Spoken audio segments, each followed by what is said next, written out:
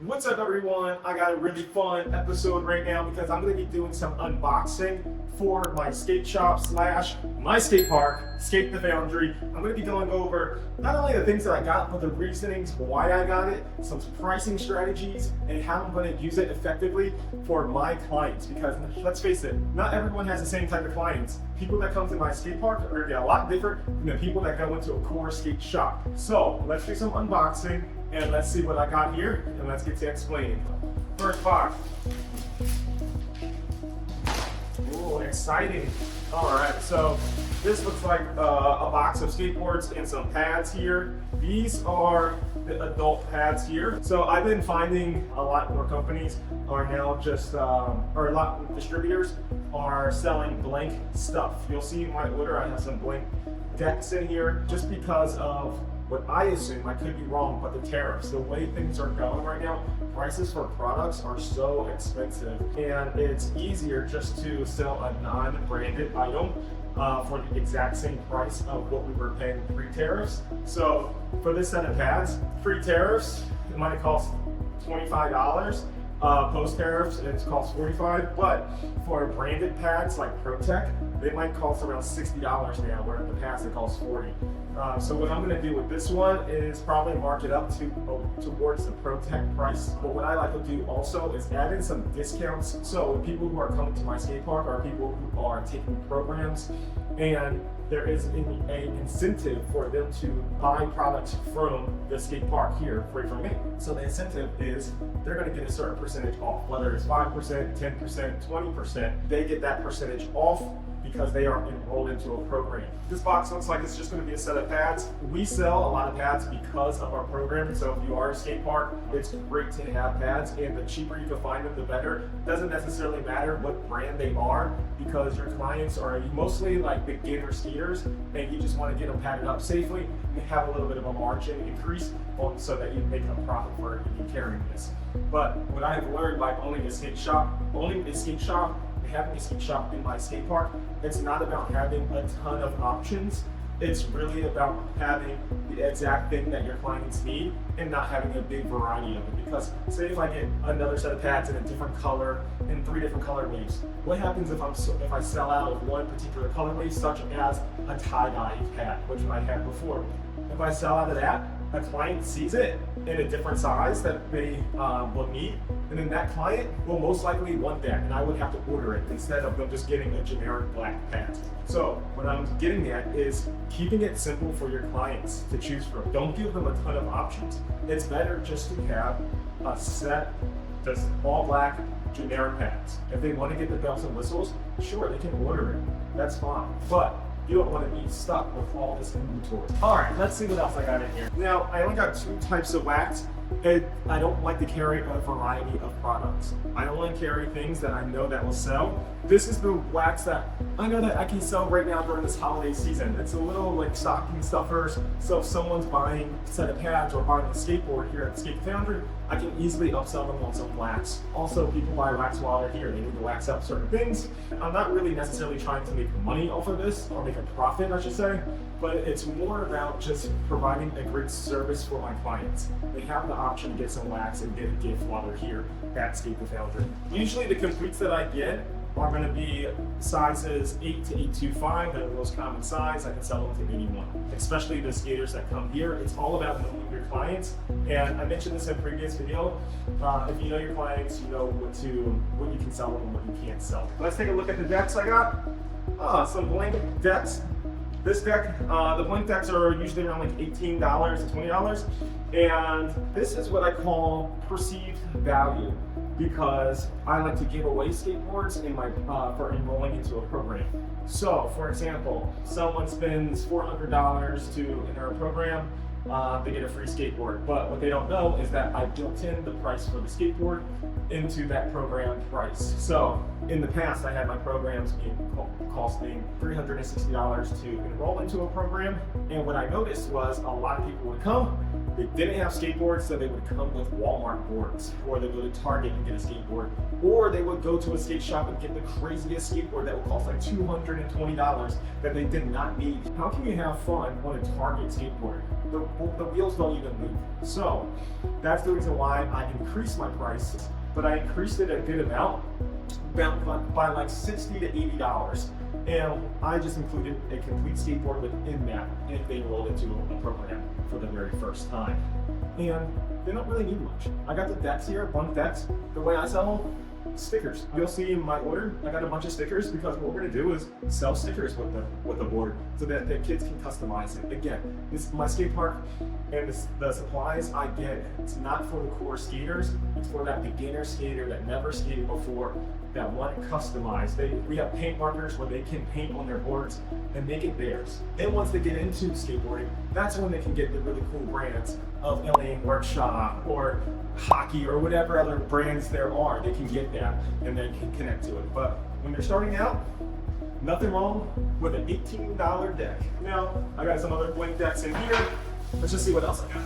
I also look for sales from manufacturers, from distributors that I order from. I got a lot of 8s, a lot of 8 size boards, and a lot of 7.5 boards. Let's just see if I have any more.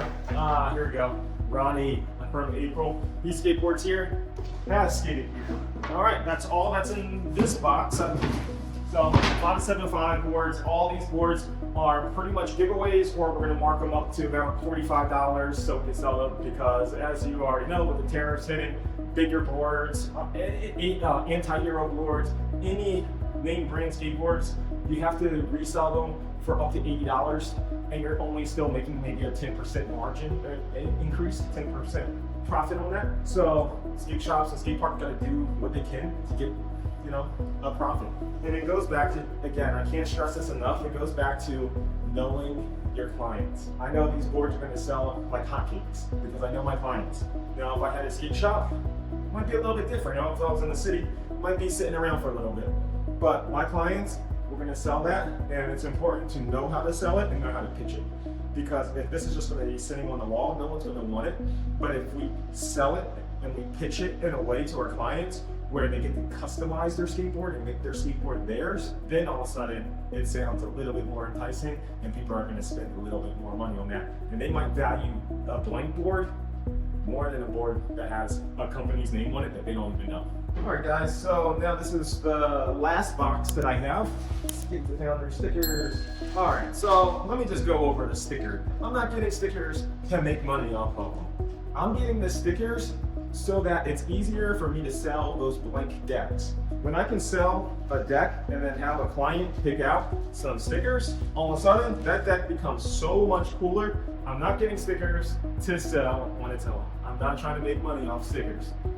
This is to support other big purchases. Now, we're gonna move on. Let's take out the wheels. A lot of Spitfire, Formula 4 wheels. This is staff wheels. Keeping it simple is my motto.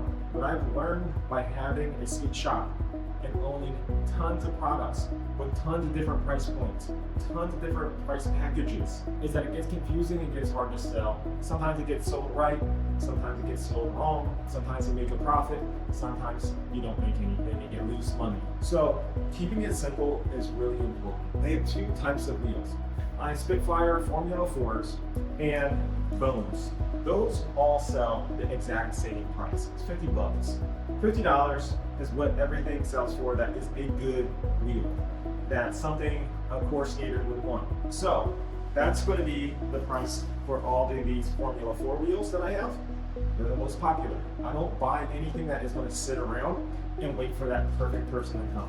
They can order that off Amazon or go to another skate shop. I'm not catering to specific people. I'm catering to the masses that want and need something. And also, if they sit around, we're going to turn these wheels into a complete. We're going to take our blank skateboard, take some mini logo trucks, and toss these on it, and we'll call it a complete, and we'll resell that. So, no product sits around. No product sits around. I think I got all my parts here. I got my Mini Logo hardware. Mini Logo it should be every skate shop owner's go-to brand. They should have tons of Mini Logo things. And if you think of buying this is all Mini Logo trucks and wheels, They're just not the size for the board that I'm making. But mini logo rules. So now the next thing I have, I'll keep this kind of short. These are just standard trucks. I don't even know what these are. Industrial trucks. I think these trucks are price point trucks, meaning $12 per truck. Some are $6 per truck that are on sale. And I like to resell these for almost 120% increase. I'm not trying to get over on my clients or whatnot, but the way I resell these is by putting them on like boards, and that increases the margins that I get back from it, or I can sell them as is, but that's what I usually do with the industrial trucks, for those price points. I used to carry the Independents, I used to carry the Forged Hollow. They're like 50 bucks, or no, they're like $35, $40 per truck at retails. And again, you're waiting for that perfect customer to buy it. Or you're waiting for that parent that doesn't know what they're picking out and buys a $220 skateboard by accident, and she's really upset about that. So that's one thing I try to avoid as well. You want to keep that in mind. So get some price point stuff for first-time customers. Now, it's not all about saving money, but it is about saving money, cutting costs and increasing your margins. So I do have these Thunders, standard truck. You have to have some variety, but I'm always looking for deals on trucks because the price per metal is expensive. So again, it comes back to your clients, knowing your clients. My clients don't really care about the brand of the trucks. And let's see what else I got in here. I got more decks. This one's actually for me. It's a GX 1000. I don't know if I'm gonna like it. I ride a size 8.5. I've been riding Quasi for the past 2 years. Another blank board. Oh my God. I forgot that I got this for myself. Who keeps a fifth of Hennessy in a cargo pocket filled with weed? Yeah. When this board came out in like 2000, I wanted it so bad. And I saw this when I was placing this order, and I was like, no way. Yeah. So I had to get it to reprint Brandon Turner's board. Naturally, like all guys, my eyes on they broad sides. All the shit I show them, tail flip the dark side. Diddy, LITTLEV, spit it. Got dancing on all accounts, to come and take with it. But Shorty's, as you may know, Shorty's in the 2000s was such a big company. Oh my gosh, they had the best team, the best pros. I'm so excited. All right, price point boards. I think these boards are like on sale for like 20 bucks. So can't go wrong with $20 boards. And for the last final thing, let's take a look at the bearings. And with bearings, again, I only get one type. I don't get a bunch of different styles of bearings. There's no point of that. Not for what I have to do, not for my clients. They don't need that. What they need is one option, and we give it to them. Bones Reds. I got this for myself. The Bones Swiss Ceramics.